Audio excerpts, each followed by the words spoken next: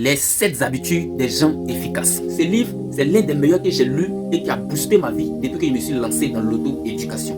Imprimé en 2006 au Canada par Stephen Covey, il m'a appris non seulement à m'organiser, mais aussi à prioriser mes tâches.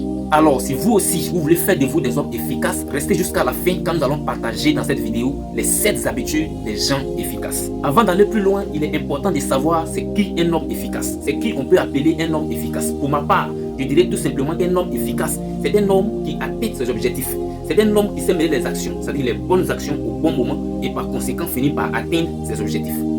Autrement dit, un homme efficace, c'est un homme organisé qui mène les bonnes actions au bon moment. Et donc, ces personnes qui sont appelées des gens efficaces ou des personnes efficaces ont des habitudes. Et ce sont ces habitudes-là qui les maintiennent dans la catégorie ou dans le rang des hommes efficaces.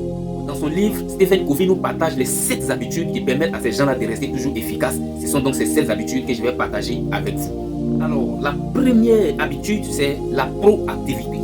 La proactivité. C'est qui un homme proactif?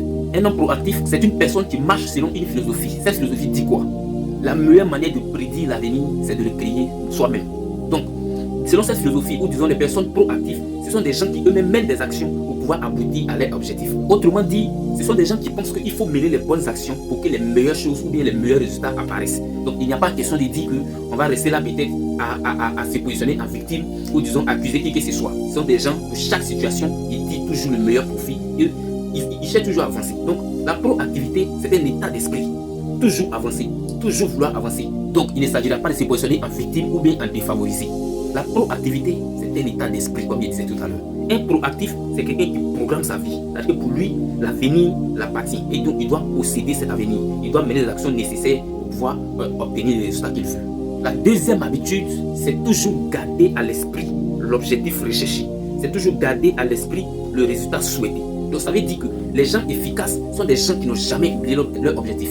Ils savent où ils vont. Quelles que soient les situations, ils savent où ils vont. C'est-à-dire que sur le tableau de leur cœur, c'est marqué que oui, il doit devenir ceci, mais il doit atteindre tel objectif, mais il doit faire de moi telle personne. Ils n'ont jamais oublié leur objectif. Donc nous devons mettre ça dans notre cœur. Si nous voulons vraiment faire partie de ces personnes efficaces, si nous voulons faire partie des gens qui atteignent leur objectif, on ne doit jamais oublier cet objectif. Donc il n'y a pas de distraction, il n'y a pas d'amusement. On est concentré quand on sait où on s'en va. C'est ça également l'une des habitudes des gens efficaces. Donc ça veut dire que les gens efficaces sont des gens qui ont une vision. Ils savent où ils s'en vont.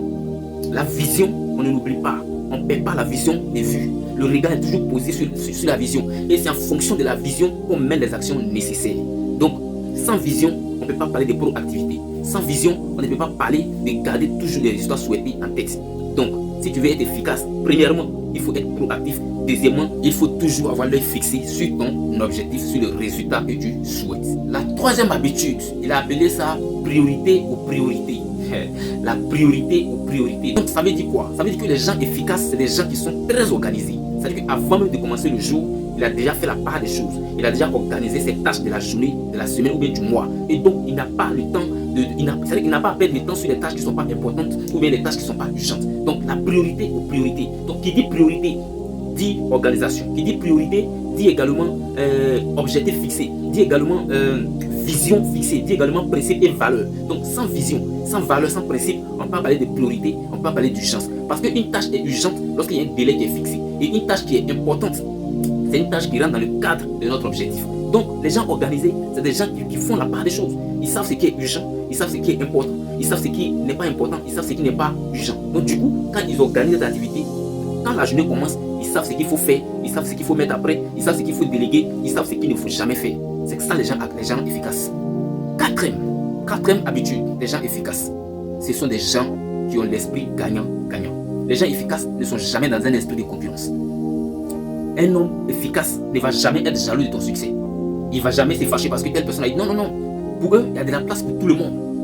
Ils sont dans un esprit de gagnant-gagnant. Pour lui, tu as réussi, il y a aussi la place pour lui. Et donc, il va falloir qu'il travaille pour atteindre cet objectif. Donc, pas question d'être jaloux ou de se mettre dans un esprit de concurrence. Non. Les gens efficaces, c'est des gens qui partagent. Ils sont prêts à accepter le succès des uns et des autres. Toutefois, ils croient que eux-mêmes, leurs actions peuvent aboutir à leur succès. Cinquième habitude, il parle de la communication empathique. C'est quoi une communication empathique? Il dit que dans la communication, avant de penser à se faire comprendre, il faut d'abord comprendre. Donc pour cela, il faut d'abord écouter. Il faut donner le temps à ton interlocuteur de s'exprimer, d'exprimer ce qu'il ressent ou bien ce qu'il pense. C'est en cela que tu vas réussir soit à le convaincre ou bien à faire le meilleur choix dans la situation dans laquelle vous vous trouvez. Donc les gens efficaces, c'est les gens qui ont toujours le temps pour écouter. C'est les gens qui vous donnent le temps de vous exprimer.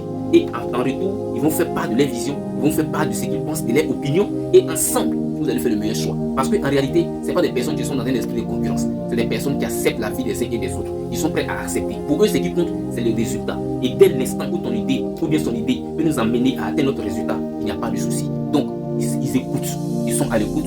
Ils comprennent avant de se faire comprendre. Ils écoutent avant de se faire écouter. Sixième habitude. La sixième habitude, c'est un peu relatif à tout ce qui est collectivité.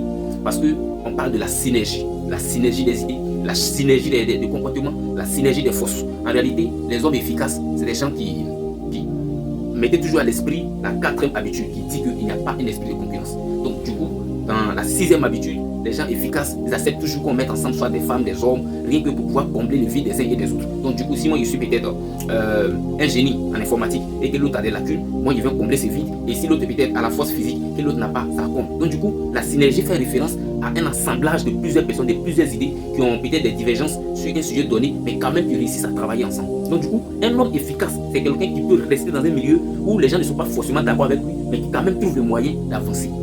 Et enfin, la septième habitude. La septième habitude, il dit aiguisez vos facultés.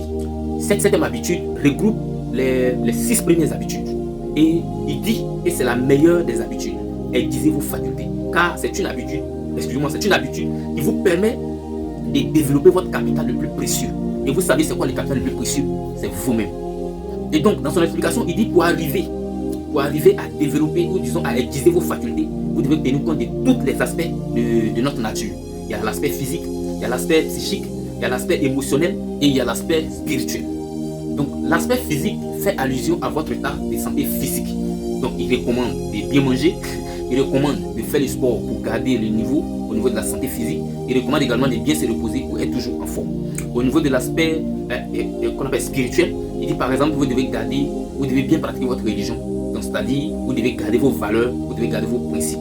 Donc en ce sens-là, il faut beaucoup prier pour ceux qui sont ou beaucoup lire, en tout cas pour rester toujours en conformité avec les valeurs et les principes de votre religion.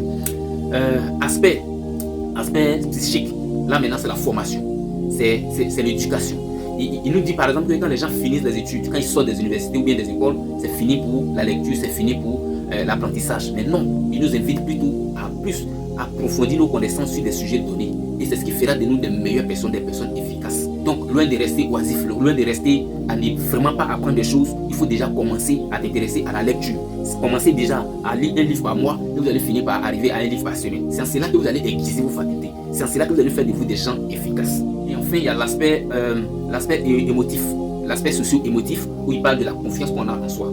Parce que si déjà tu es en conformité avec ta religion, tu es en conformité avec ta logique, tu es en bonne santé, il faut ici également avoir la confiance en soi. Et quand tu prends la parole ou quand tu fais quelque chose, tu es sûr que ce que tu es en train de faire, tu as fait le bon choix. Voici donc présenté les 16 habitudes des gens efficaces. Dis-moi en commentaire lesquelles des qualités ou disons lesquelles des habitudes tu pratiques. Dis-moi en commentaire lesquelles des qualités ou lesquelles des habitudes te manquent ou lesquelles des habitudes tu as le plus appréciées. Mais au-delà de tout, je te recommande de lire les livres afin d'apprendre plus, afin que toi-même tu sois en contact avec ces informations, ces explications, de mieux comprendre et également les appliquer à ta vie, afin que toi aussi tu sois l'une des personnes efficaces de notre monde. Maintenant, si tu veux aller plus loin, si tu veux te lancer dans l'auto-éducation, je t'invite à rejoindre la plateforme ZKC Group Formation. Sur cette plateforme, on va t'aider à booster ta capacité de lecture. Si tu es intéressé, le lien est dans le premier commentaire. Clique et on va se prendre et on va s'aider à évoluer.